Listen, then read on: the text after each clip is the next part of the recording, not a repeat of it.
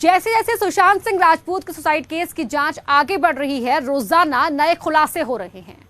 हम उन खुलासों की तो बात करेंगे ही, साथ ही इस केस में क्या है अपडेट इसे भी जानेंगे। लेकिन उससे पहले सुशांत सिंह राजपूत की मैनेजर दिशा सालियान की बात करते हैं।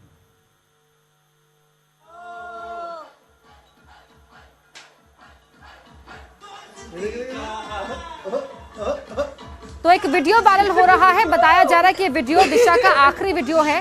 इसमें ये वीडियो खुद दिशा बनाती हुई नजर आ रही हैं। 8 जून की रात करीब 12 बजे का ये वीडियो है। इसी के साथ 1 घंटे के बाद दिशा ने खुदकुशी कर ली थी। दिशा सुशांत की मैनेजर थी।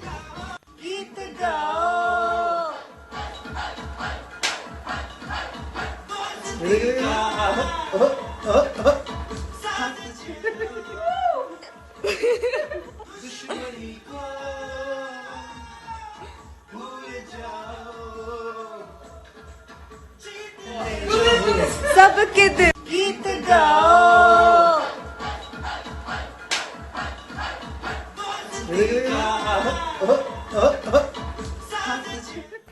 दिशा सालियान कौन थी, आइए आपको बता देते हैं। सुशांत सिंह राजपूत की मैनेजर थी दिशा सालियान। दिशा सालियान ने इमारत से छलांग लगाकर अपनी जान दे दी थी। दिशा की मौत 8 जून और 9 जून के दरमियान हुई थी। दिशा की मौत से सुशांत को भी झटका लगा था, तो इमारत से छलांग लगाकर खुदकुशी कर ली थी। जो आपने वीडियो देखा वो दिशा की मौत से 1 घंटे पहले का है। 8 और 9 जून के दरमियान ये हादसा हुआ था। दिशा की मौत से सुशांत को भी झटका लगा था। दिशा इवेंट मैनेजमेंट का काम देखती थी और सुशांत की इवेंट मैनेजर भी तो थी।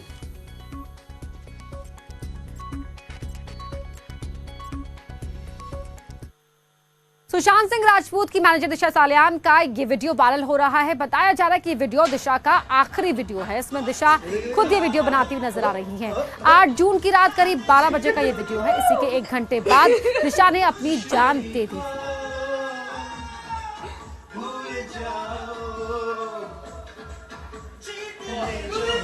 सबके दिल का तो ये वीडियो जो आप देख रहे हैं, जो इन दिनों वायरल हो रहा है, इस वीडियो को खुद दिशा बना रही हैं, जो अपने दोस्तों के साथ यहाँ पार्टी कर रही थी अपने घर पर। और इस वीडियो के 1 घंटे बाद दिशा ने यहाँ बिल्डिंग से छलांग लगाकर जान दे दी थी। तो ये सवाल उठ रहे हैं कि दिशा इस वीडियो में इतनी खुश नजर आ रही है, अपने दोस्तों के साथ डांस कर रही हैं, पार्टी कर रही हैं और इन पलों को अपने कैमरे में कैद भी कर रही हैं, तो फिर आखिरकार दिशा ने ऐसा कदम क्यों उठाया? उन्होंने अचानक सुसाइड कैसे कर लिया? गीत गाओ। और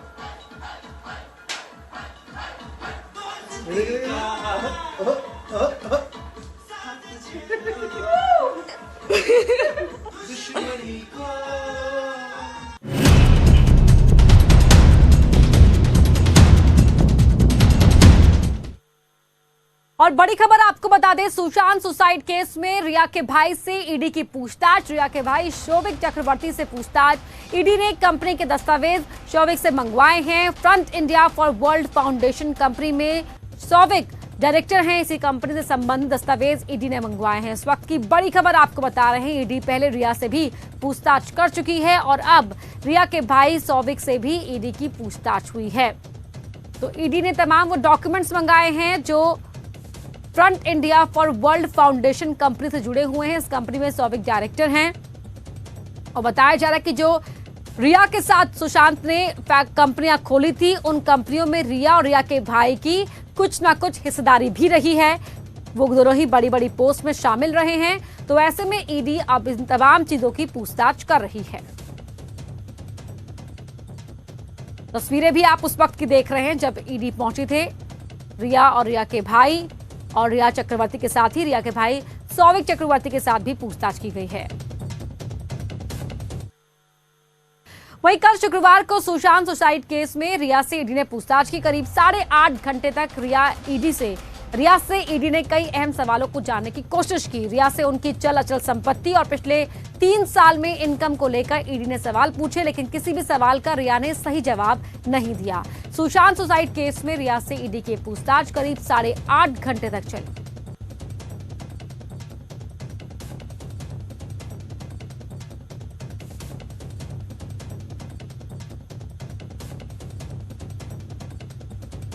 तो करीब 8.5 घंटे तक रिया से इन्वेस्टिगेट करती रही ईडी और उसके बाद रिया के भाई से भी पूछताछ की गई है। कंपनी से जुड़े हुए कागजात मंगवाए गए हैं।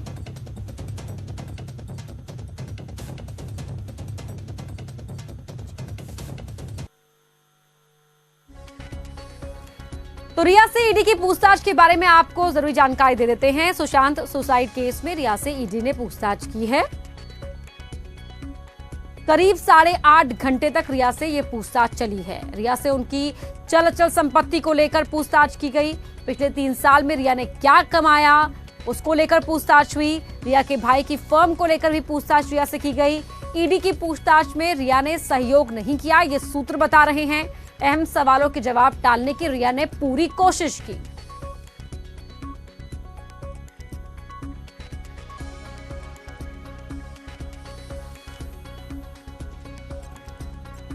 तो 8.5 घंटे तक रिया से इन्वेस्टिगेट किया है, इंटेरोगेशन की है ईडी ने, और उनकी इनकम के साथ साथ जो प्रॉपर्टी है उसको लेकर पूछताछ की और कितना खर्च किया, कितना कमाया, इन तमाम चीजों की जानकारी हासिल की गई। लेकिन कई अहम सवालों के जवाब रिया ने टालने की पूरी कोशिश की और सूत्र बता रहे हैं कि उन्होंने पूरा सहयोग नहीं किया ईडी से अपनी इस पूछताछ में।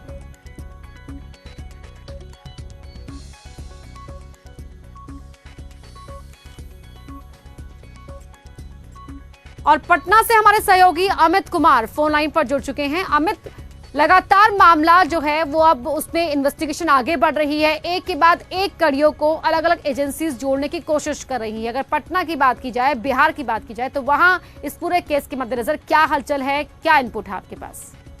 देखिए, अपना ये पटना पुलिस जो है पूरे मामले की जो अब तक छानबीन की, जो जांच अनुसंधान किया, उसके आधार पे पटना पुलिस ने तकरीबन 28 पेज का हलफनामा जो है सुप्रीम कोर्ट में कल ही सबमिट कर दिया है। और उसके बाद जो है आगे जो है जो सहयोग सीबीआई चाहेगी, जैसा कि डीजीपी गुप्तेश्वर पांडे से हमारी बात हुई तो उन्होंने भी कहा, पटना आईजी संजय कुमार सिंह ने भी कहा कि जो भी अनुसंधान के पार्ट से जुड़े हुए जो जानकारी सीबीआई गैदर करना चाहेगी, हम लोगों की टीम से पूछताछ करना चाहेगी, तो वो हम लोग उन्हें जरूर सहयोग करेंगे। अब तक जो जांच हुई है उसके आधार पे विनय तिवारी भी कल की देर रात पटना लौटे। जब वो क्वारंटाइन थे, क्वारंटाइन मुक्त होने के बाद बीएमसी ने जब उन्हें क्वारंटाइन मुक्त किया, कल देर रात वो पटना लौटे। उनसे हमारी जो बातचीत हुई, एक्सक्लूसिव बातचीत में उन्होंने कहा कि निश्चित तौर पे जो हमें बीएमसी ने क्वारंटाइन किया था और इसके कारण से जांच जो है उसमें कहीं ना कहीं असर पड़ा। 5 दिनों तक क्वारंटाइन रहा और अगर मैं क्वारंटाइन नहीं रहता, जैसा कि विनय तिवारी सिटी एसपी पटना का कहना है कि अगर मैं क्वारंटाइन नहीं रहता तो अनुसंधान और तेज गति से आगे बढ़ती और कई अहम साक्ष्य हम इकट्ठा कर लेते। तो निश्चित तौर पे ये एक बड़ा बयान उन्होंने दिया न्यूज 18 को, और उन्होंने साफ तौर पे कहा कि कहीं न कहीं घबराहट में थी मुंबई पुलिस और उस वजह से हमारे अनुसंधान को प्रभावित करने के लिए हमें क्वारंटाइन किया गया। हालांकि बिहार पुलिस लगातार कर रही है, चाहे हम डीजीपी की बात कर ले, आईजी की बात कर ले या एसएसपी की बात कर ले, सभी ने एक सुर में कहा है, एक सीधे तौर पे कहा है कि जो भी सहयोग चाहिए होगा सीबीआई को वो मैं दूंगा, ईडी को दूंगा, तमाम साक्ष्य जो है वो बिहार की पुलिस की ओर से मिलेगा। बहुत बिल्कुल अमित, आप बने रहिए हमारे साथ। मुंबई से हमारे सहयोगी अमित राय भी लाइव जुड़ रहे हैं। अमित, 8.5 घंटे की पूछताछ हुई रिया चक्रवर्ती से। ईडी ने तमाम सवाल पूछे और ये जानकारी भी मिली कि कोऑपरेशन पूरी तरीके से रिया की ओर से नहीं मिला है।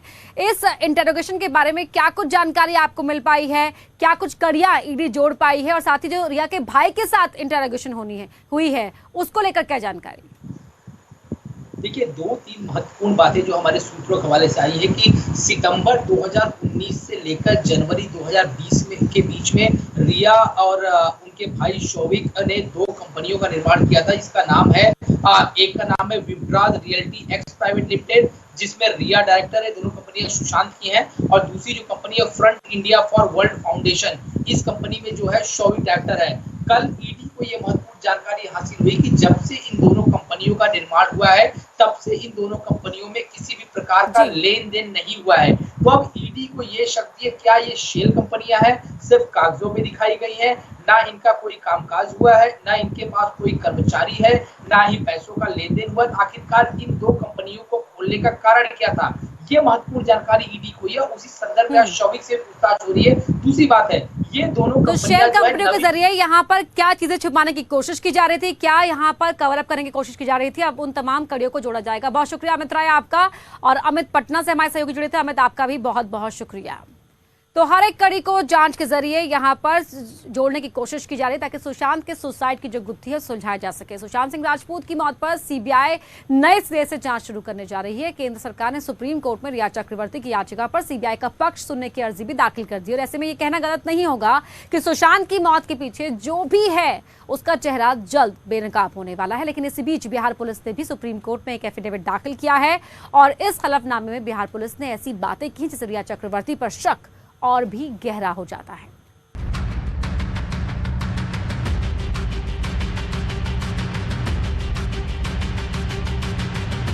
मानसिक स्थिति ठीक नहीं, आप खुद ही कह रहे हैं कि मानसिक स्थिति ठीक नहीं है, तो क्या आपका उत्तरदायित्व नहीं बनता कि किसी परिवार वाले को बुला करके हैंडओवर करें कि भाई इनकी मानसिक स्थिति ठीक नहीं है।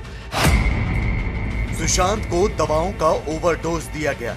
सुप्रीम कोर्ट को भी हलफनामा दायर करना है, तो हम लोग रिटर्न में बता रहे हैं कि हम लोगों ने क्या क्या काम किया था, वो सुप्रीम कोर्ट में दायर हो जाएगा।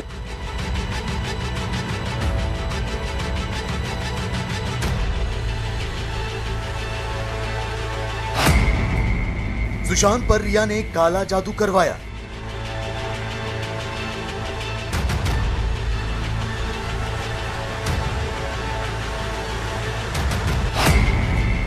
रिया ने सुशांत का बैंक अकाउंट खाली कर दिया।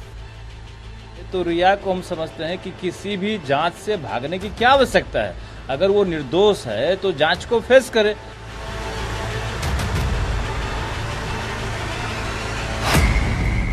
तंत्र मंत्र तिजोरी और सुशांत की मौत का राज।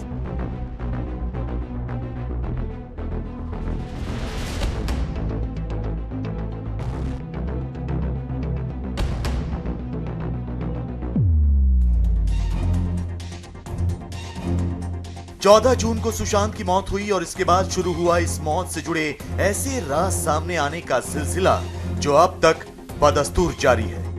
मुंबई पुलिस तो सुशांत की मौत को लगभग खुदकुशी करार दे चुकी थी, लेकिन बिहार पुलिस के इस मामले में तफ्तीश शुरू करने के बाद कई ऐसे सनसनीखेज खुलासे हुए जिनसे सुशांत की मौत पर सस्पेंस गहराने लगा। हालांकि अब इस मामले की जांच का जिम्मा सीबीआई के हाथों में है, जिसने सुशांत की गर्लफ्रेंड रिया चक्रवर्ती समेत 7 लोगों को आरोपी बनाया है और उनके खिलाफ एफआईआर दर्ज की है। ये 7 लोग हैं रिया चक्रवर्ती, इंद्रजीत चक्रवर्ती, संध्या चक्रवर्ती, शोविक चक्रवर्ती, सैमुअल मिरांडा, श्रुति मोदी और एक अज्ञात शख्स।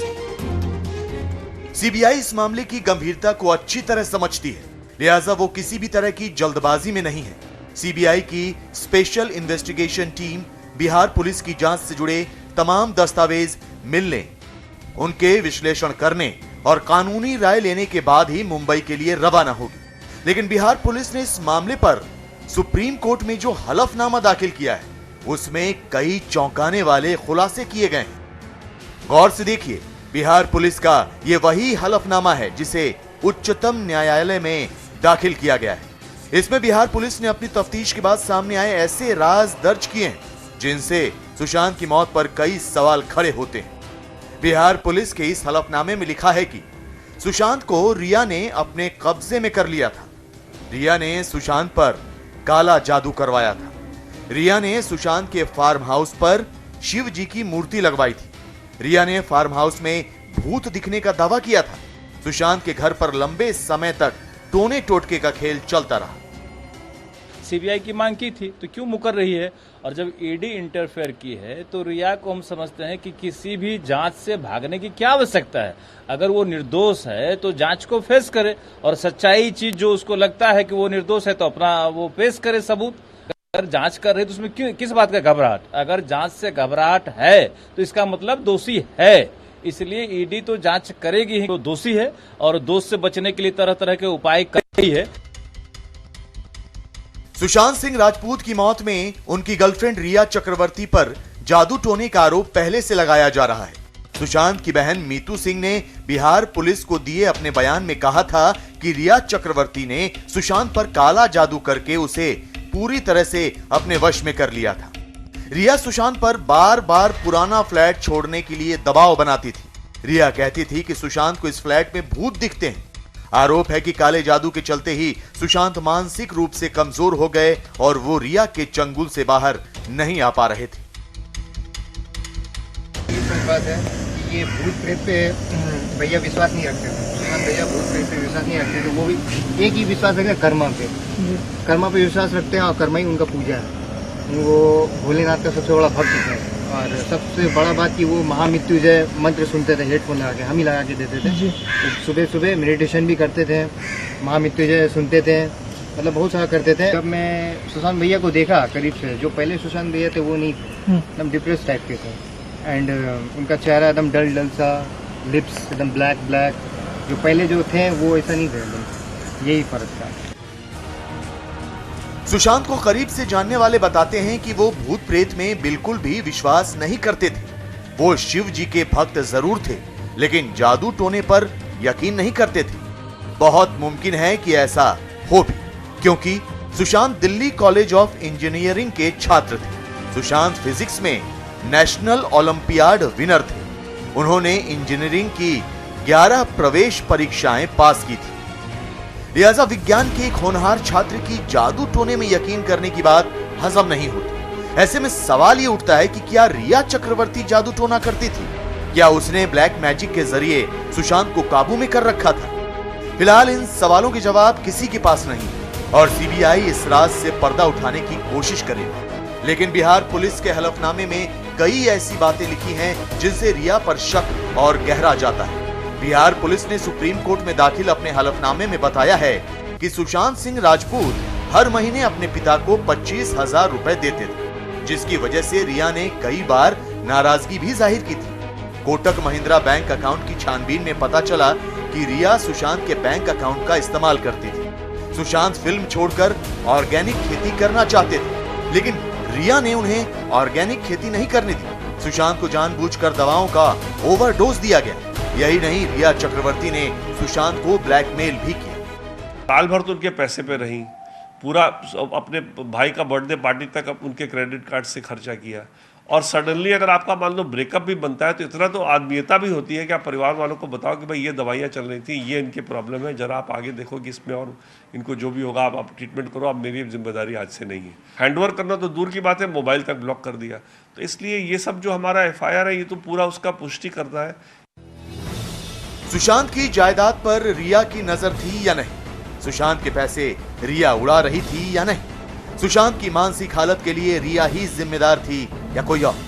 इन तमाम सवालों की पड़ताल जारी है। सीबीआई जांच शुरू करेगी और जल्द ही सच से पर्दा उठा देगी। लेकिन सुशांत की मौत के मामले में रिया पर शिकंजा कसता नजर आ रहा है। मुंबई में प्रवर्तन निदेशालय यानी ईडी की रिया से घंटों चली पूछताछ इसकी तस्दीक करती है।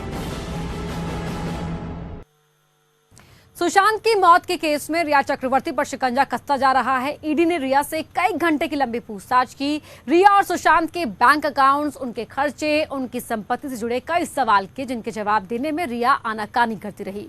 रिया सुप्रीम कोर्ट में अपनी अर्जी को आधार बनाकर पूछताछ से बचने की कोशिश करती नजर आई, लेकिन जरूरत पड़ने पर ईडी रिया से दोबारा भी पूछताछ कर सकती है।